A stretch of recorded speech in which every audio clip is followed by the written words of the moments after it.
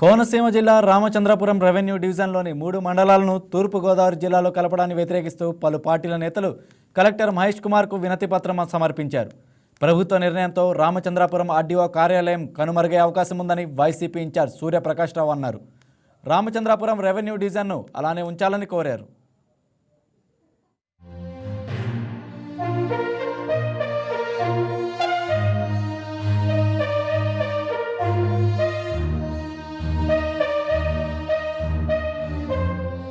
నియోజకవర్గాల పునర్విభజన భాగంగా అంటే పరిపాలన వికేంద్రీకరణలో భాగంగా గత నెల అంటే నవంబర్ 27వ తారీఖున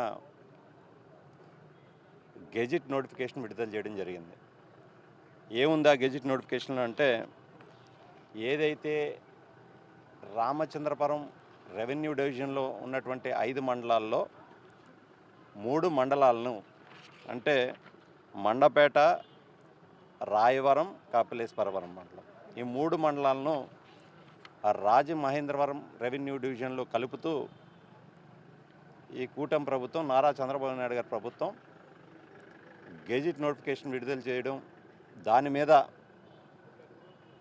ఏవైనా అభ్యంతరాలు ఉంటే అంటే ఈ రెవెన్యూ డివిజన్ పరిధిలో ఉన్నటువంటి ప్రజలకు ఏవైనా అభ్యంతరాలు ఉంటే ఆ అభ్యంతరాలను 30 రోజుల్లోగా డాక్టర్ బిఆర్ అంబేద్కర్ కోనసీమ జిల్లా కలెక్టర్ గారికి తెలపండి అనేది ఈ యొక్క గెజిట్ నోటిఫికేషన్ని నవంబర్ 27వ తారీఖున విడుదల చేయడం జరిగింది.